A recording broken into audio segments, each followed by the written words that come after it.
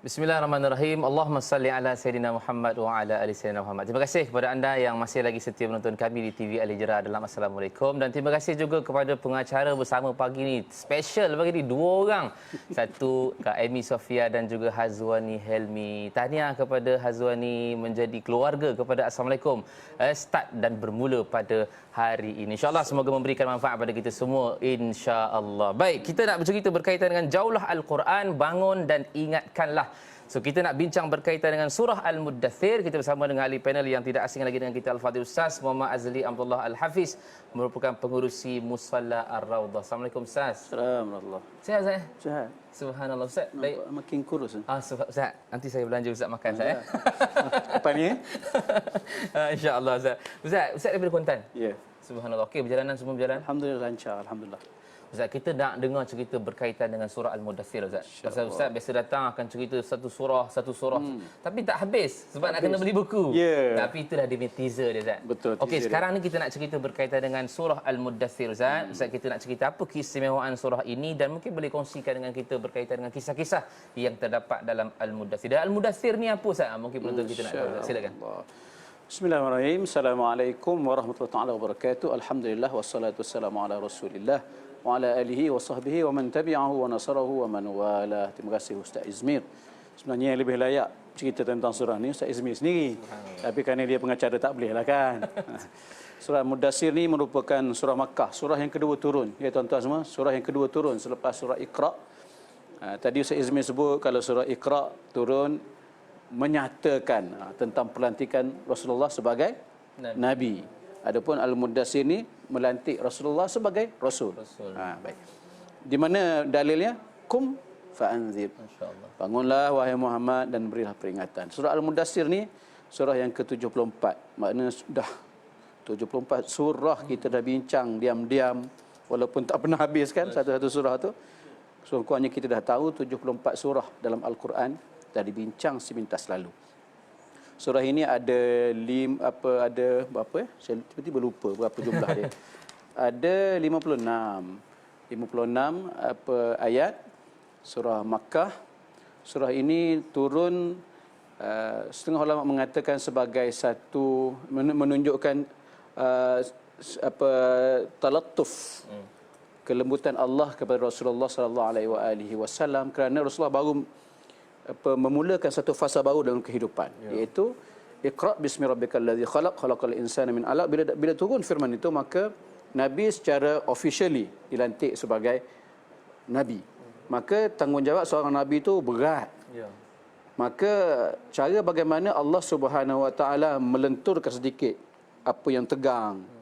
Maka Allah sebut, ya ayyuhal muddathir, wahai orang-orang yang berselimut, qum fa'anzir, bangunlah dan beri peringatan. Dan ini juga merupakan ayat pertama yang memberi taklif, pertanggungjawaban kepada Rasulullah sallallahu alaihi wasallam, yang mana Nabi kena beri peringatan. Allah tak sebut qum fa'allim, tak? Qum fa'anzir.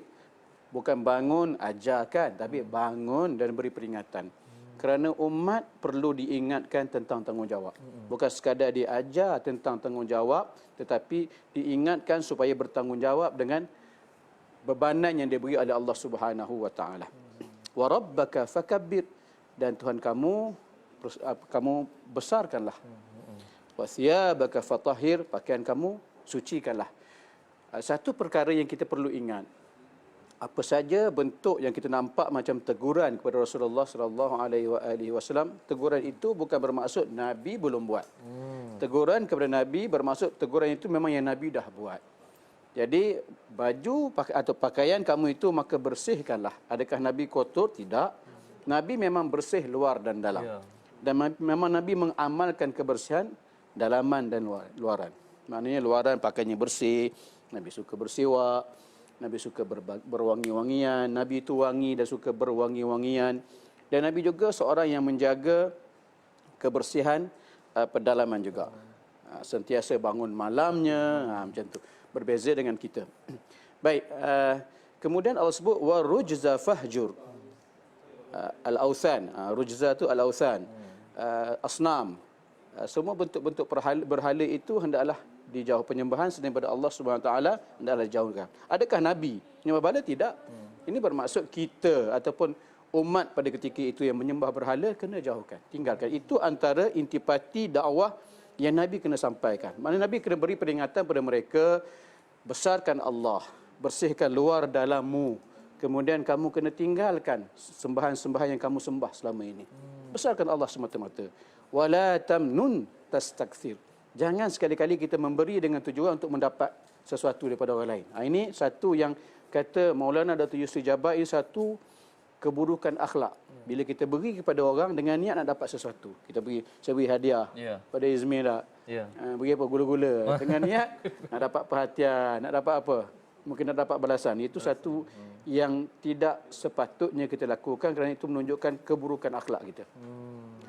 Wali rabbika fasbir, ayat yang ke-7. Dan kerana Tuhanmu bersabarlah. Kerana dalam kehidupan kita ini banyak perkara yang kita hadapi, episod perjuangan hidup kita ni, kita kata anak tangga tu makin tinggi, makin berat. Semua itu dapat dilembutkan, dapat kita kata apa? Disembuhkan dengan kita bersabar. Dengan apa saja yang Allah beri. Kadang-kadang kesabaran tu pada level yang paling rendah. Ada kesabaran tu memerlukan level kita letak tinggi. Masing-masing Allah uji. Cuma berbeza ujian saya dengan Ustaz Izmir. Ustaz Izmir diuji sebab dia handsome. Subhanallah. Dia duduk di TV. Itu pun ujian juga Ustaz. Kemudian banyak keluar dalam TV kan. Jadi ujian tu banyak. Jadi kesabaran tu makin kena tingkatkan. Macam saya ni mungkin sabarnya rendah saja. Sibuk dengan anak-anak, sibuk tinggi juga tu Ustaz. Tinggi juga kau. Jadi kok mana pun kita kena bersabar. Sebab itulah kita tengok dalam Al-Quran Allah sebut fasabrun jamil wallahu musta'an ala ma tasifun. Sabarlah, sabar itu indah. Allah mengetahui apa yang kamu maksudkan. Fasabrun jamil asallahu ayyatani bihim jami'a. Sabar itu indah. Mudah-mudahan nanti kata Nabi Yusuf, Nabi Yaqub, Allah akan datangkan semua, himpunkan semua anak-anak aku kemudian. Maknanya semua perkara dalam hidup kita mungkin kita boleh atasinya, tetapi jangan tertinggal dalam kita nak menyelesaikan masalah kita, kena letak sabar tu di hadapan. Sabar tu kerana apa? Kerana Allah wali rabbika fasbir. Itulah sikit sebanyak. Masya-Allah Ustaz. Banyak kan? Banyak tu, tapi sebenarnya permulaan tu pun dah memberikan satu peringatan buat kita untuk kita juga mengesakan Allah, membersihkan dalaman dan juga luaran. Ustaz, sebelum kita nak commercial break sikit, dalam surah ini juga ada menceritakan tentang orang yang tak semayang tu Ustaz. Sehingga mana Allah katakan masalakakum fi saqar. Ya, itu kita katakan bila mereka katakan qalu lam nakum minal musallin. Mungkin Ustaz boleh bagi nasihat pada kita sikit supaya jaga semayang kita Ustaz. Allahu akbar. Pesan pada diri sendiri sebenarnya. Sabar ini perkara yang sangat berat. Wasta'inu bis-sabri was-salah. Tolong-tolonglah dalam perkara sabar dan juga salat. Dua perkara. Tadi sabar sebut dah. Salat. Salat ni memang kita kena sebut selalu pada diri kita, pada ahli keluarga kita. Anak-anak, Ustaz Izmir tak ada anak besar kan? Saya ada anak yang kecil sampai yang dewasa. Masya-Allah. Anak-anak walaupun dah dewasa, walaupun sudah berumah tangga, ibu ayah jangan lupa pesan. Dah semayang belum? Tanya. Dah semayang belum? Mesti tanya saya. Kena tanya. Dan kita ni bak kata pepatah Cina kita boleh tarik pepatah Cina tapi tak reti. Yang dalam bahasa Cina tak reti sebut. Tapi terjemahan dia. Kita boleh tarik kuda ke gigi air. Boleh tarik kuda ke tasik. Tetapi kita tak boleh paksa kuda untuk minum. Maknanya kita, apa yang ikhtiar kitanya? Kita ajak, tarik anak-anak kita untuk semayang. Buat program geng subuh macam jemaah, macam kami buat subuh challenge, buat bagi duit pada anak-anak. Tetapi kita tak mampu untuk suruh anak tu solat. Sebab solat itu datang daripada diri dia. Tapi kok mana pun kena usaha. Usaha juga lama-lama mereka jinak dengan solat, mereka seronok dengan solat.